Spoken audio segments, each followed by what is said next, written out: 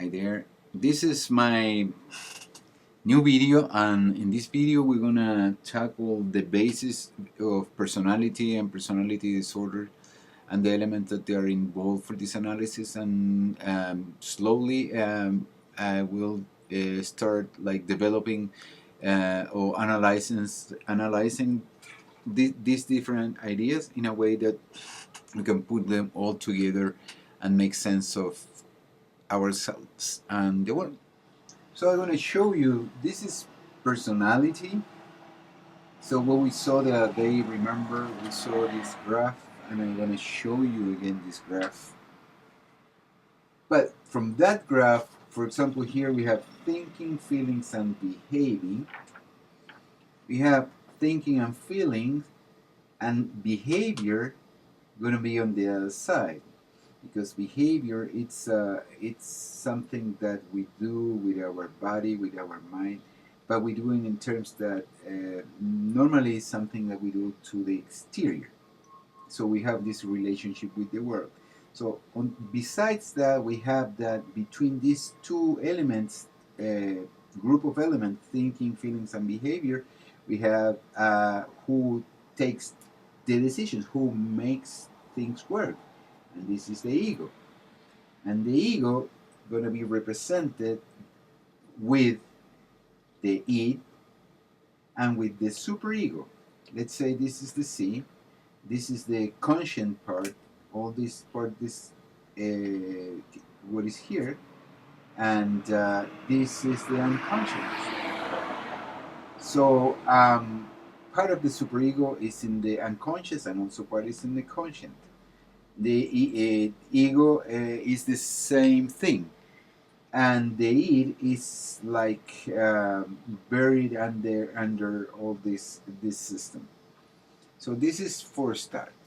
The second element, it's the element of perception, and the element of perception is related with the system of language, or more precisely, codes, or a symbolic system. So what language does for perception is to mediate the world to you through languages. A relationship, an indirect relationship between the subject and the world. And this relationship is really interesting, because in order to do these transactions, we need a language, or a language, and that language is learned. And since it's learned, it's social. Again, in this society, the world is getting into not only to thinking, feeling, and behavior, because it also gets there in different ways, but it uses, in order to get there, a symbolic system. This symbolic system can be just a normal language, or can be another symbolic system related, for example, with what is known as semiotic. And for this particular one, we can have any language, like clothing, architecture, food, cars, etc. So we are surrounded by this symbolic system that is reaching us through language. So we can see how mediatized is our relationship with the world.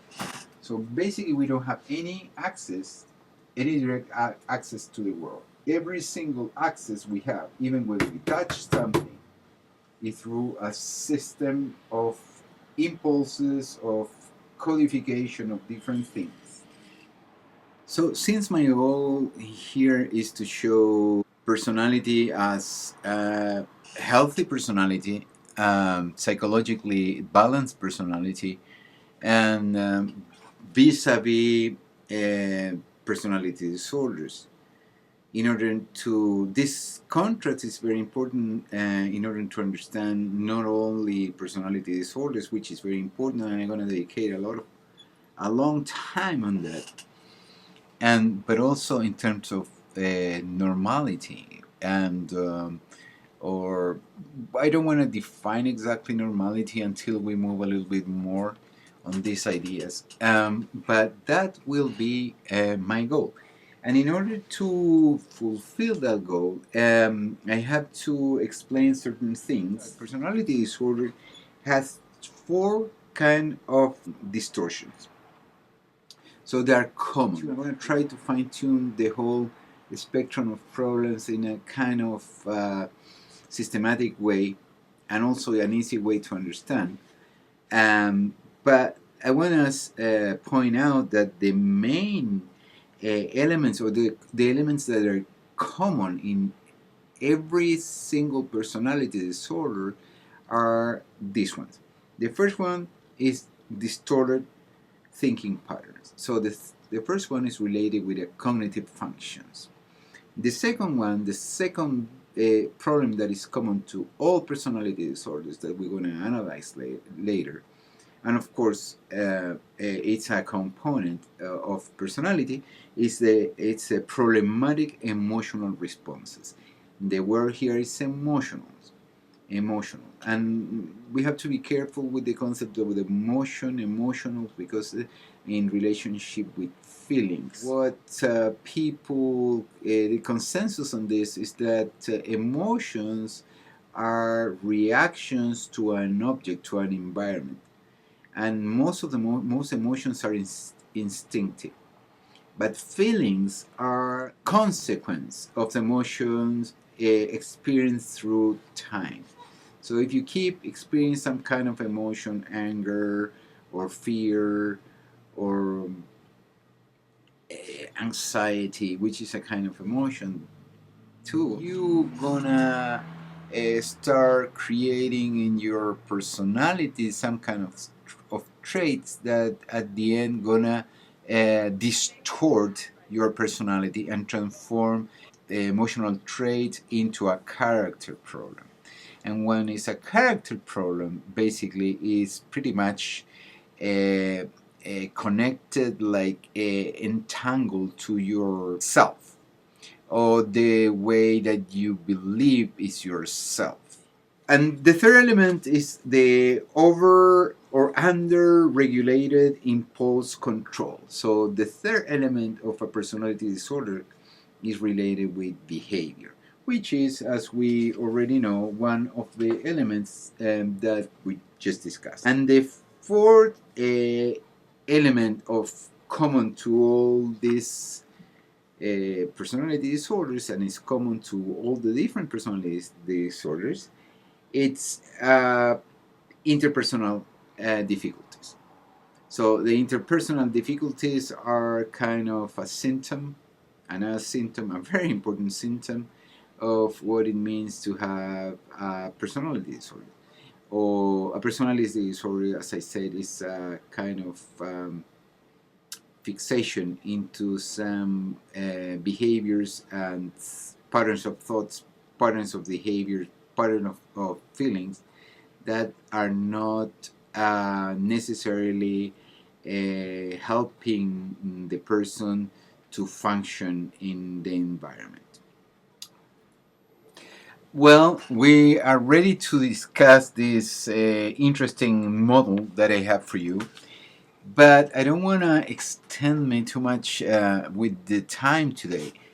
But first thing I'm gonna do in the next clip is to develop this idea. I think we already have the basis for everything, and it can be easily understood what I want to explain next.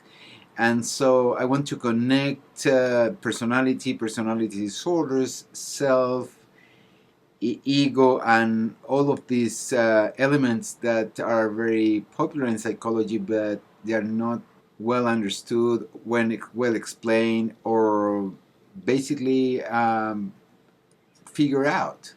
So we have to go into a journey of discovery. Basically, that's what it means. Psychology, they have so many different way of seeing these things that there is no agreement. So it is, we're in kind of a world of confusion. And since the thing is so important, is so relevant in order, for example, for a therapy, or for example, to be a parent, or to be a husband, or to be a wife, or to be anything in life.